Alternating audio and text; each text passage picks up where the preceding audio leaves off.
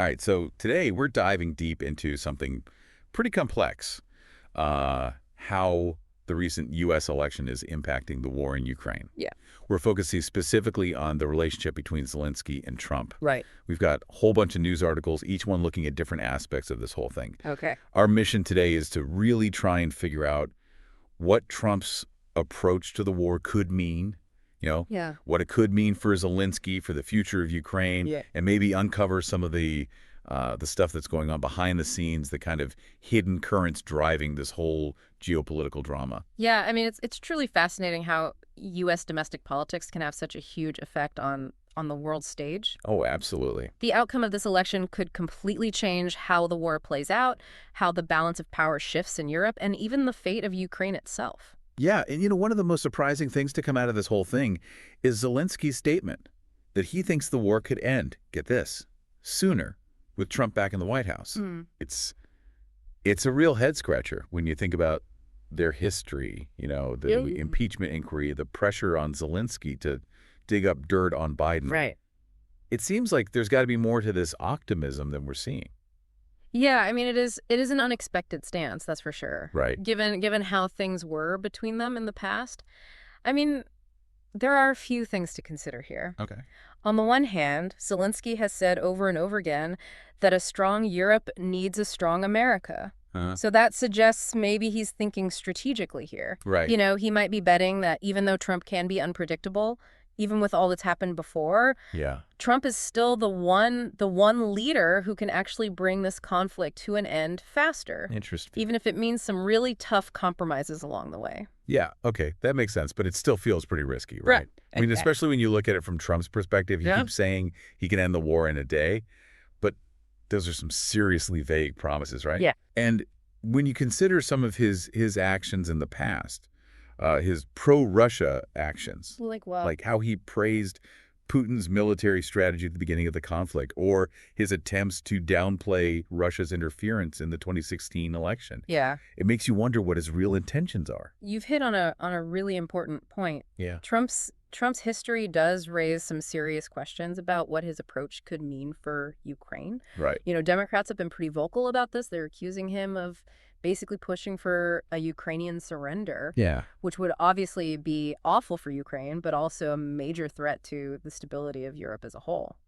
Wow, so we've got this really contradictory situation here. Yeah. Zelensky, who's been on the receiving end of Trump's pressure tactics before, is actually optimistic about a Trump presidency. It's true. But at the same time, he's getting all these warnings from others about how dangerous that same presidency could be. That is. It's a complicated situation. It really is. And to really get to the bottom of it, we need to look beyond just the political talk. Okay. We need to consider what's actually happening on the ground. Okay. What we see from these sources is basically a military stalemate in Ukraine. Right. Russian forces are dug in the east and southeast. And despite their best efforts, Ukraine is finding it almost impossible to take back any significant territory. So what about that incursion into Russia's Kursk region? Oh, right. They did launch that daring operation. Yeah. It seems like they were trying to divert Russian troops, maybe strengthen their position for future negotiations. It's a pretty bold move. It was, but how much leverage can they really get from that? Especially when you consider Zelensky's, what he calls his victory plan. Right. Which completely rejects any kind of territorial concessions, including Crimea. Yeah, that seems pretty uncompromising given the current situation. It is, and that unwavering stance, along with the brutal reality of the fighting, makes a quick and easy solution seem less and less likely. Yeah, I see what you mean. Plus, there's this growing feeling of fatigue. People are getting tired of the war, both inside Ukraine and internationally. Yeah, I can imagine. People are starting to question whether this conflict can really go on forever, especially as the human and financial costs keep piling up. That brings us to a critical point, doesn't it? For sure. How are these military realities and this growing weariness going to affect future diplomatic efforts? It's the big question. Can we really expect a peaceful solution without some serious compromises? Especially with Zelensky drawing such a hard line on territorial integrity. That's a tough one. It feels like some really difficult choices are coming up. They are, and to make things even more complicated, there's also the potential for changes in international alliances and support for Ukraine. especially now that Trump's back in the picture. Right, and we can't ignore what's going on inside the U.S. either. Exactly. Like how support for arming Ukraine is dropping among Republican voters. A key demographic for Trump. Exactly, and that raises some big questions about what the U.S. will do in this war going forward. Absolutely. We've already seen a massive amount of U.S. military aid going to Ukraine, over $55 billion so far. That's a lot of money. It is, and it makes you wonder, what happens if Trump decides to cut that back? What kind of pressure will that put on Zelensky to negotiate? Maybe sooner than he wants to. Those are key questions that we'll be exploring further as we continue our deep dive today. Okay. It's clear that how Trump approaches things, Zelensky's determination, and the changing international scene are all intertwined. Right. It creates a very dynamic and multifaceted situation with potentially huge consequences. Yeah, no doubt. Stay with us as we dig deeper into these factors and try to make sense of this complex geopolitical puzzle. I'm definitely staying tuned. Good. Welcome back. When we look at the international impact of this U.S. election and how it might affect the war, one thing that really jumps out is that alleged phone call between Trump and Putin right after the election. Oh, right. We don't know all the details, of course. Of course, yeah. It's all very hush-hush. But reports suggest that Trump advised Putin not to escalate the conflict. Interesting. And naturally, Russia has denied that the call even happened. Well, yeah, it reminds us that, a lot of international diplomacy happens behind closed doors, especially when you've got big personalities like Putin and Trump involved. Oh, for sure. Their communication styles, you could say, are a bit unconventional. To say the least. And the fact that Russia felt the need to deny these reports, whether they're true or not, says a lot about how sensitive any interaction between those two leaders really is. Yeah, definitely. It really underscores the anxiety surrounding Trump's return to the world stage and the uncertainty about how he'll deal with Russia, especially compared to the united front we've seen from the West lately.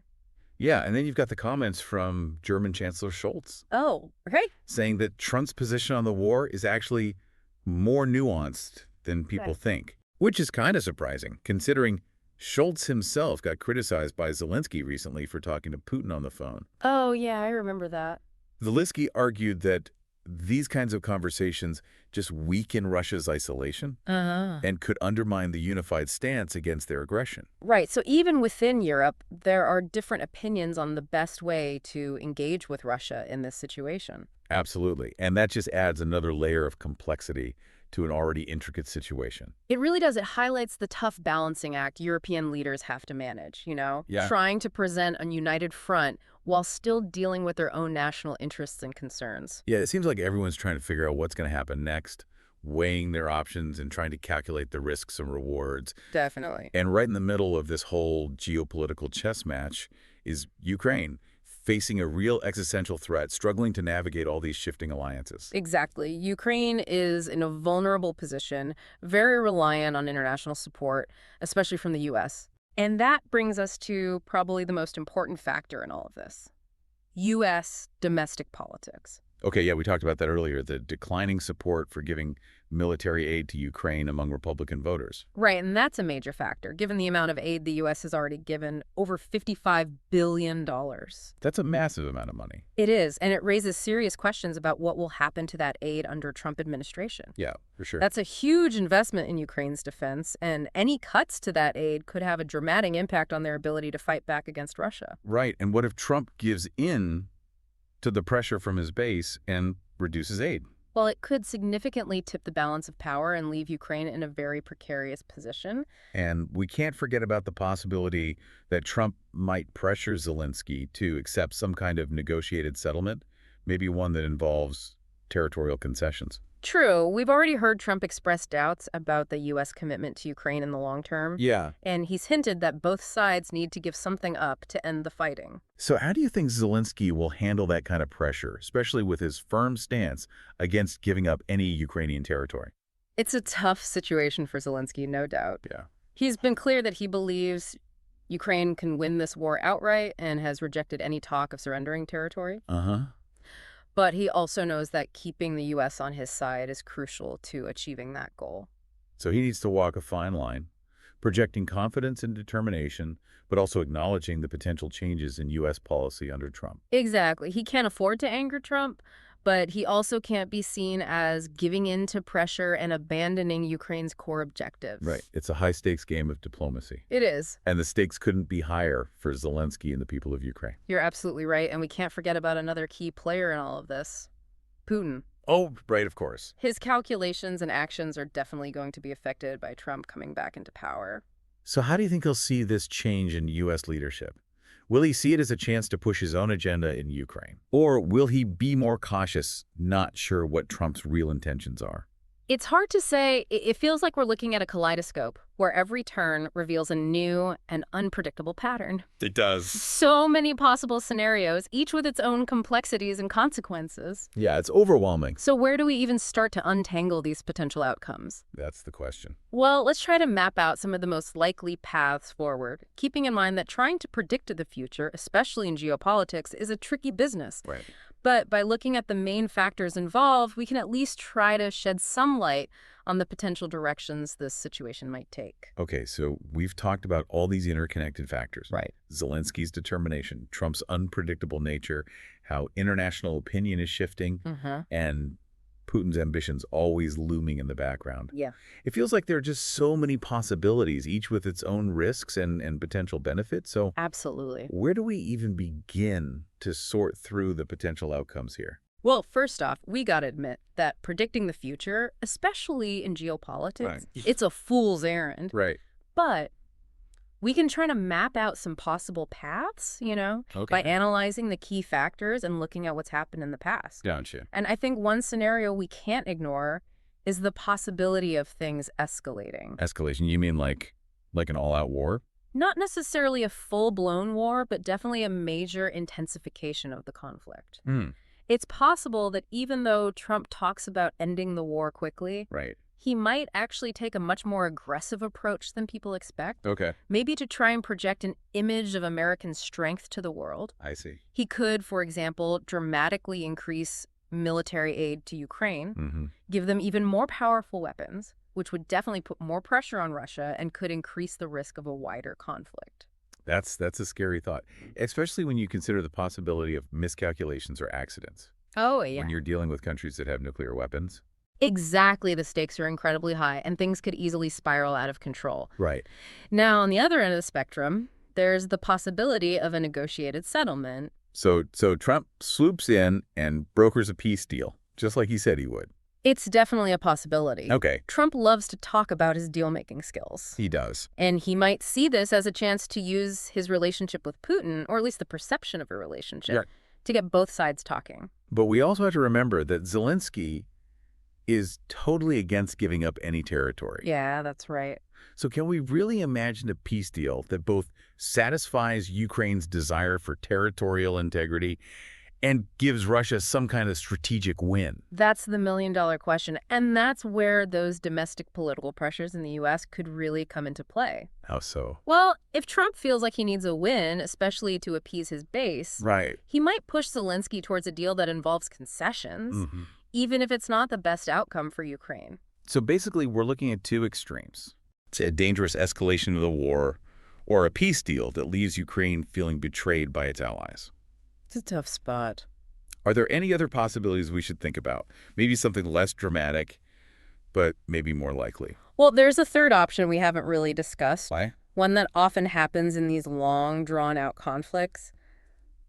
A frozen A conflict. frozen conflict. What does that even mean? Basically, it's a situation where neither side can win decisively, and the fighting just sort of fades into a stalemate, leaving the underlying issues unresolved. Oh, I see. So the conflict is essentially put on hold, not really peace, but not really war either. Okay. Think of it like a long ceasefire with occasional flare-ups and ongoing tension. So kind of like what happened after Russia took Crimea back in 2014. Exactly. A simmering conflict that could erupt again at any moment. Precisely. It's not the ideal outcome, but it might be the most realistic one, especially if neither side is willing to compromise. Yeah. And if the international community loses interest in supporting a long war. So those seem to be the most likely scenarios.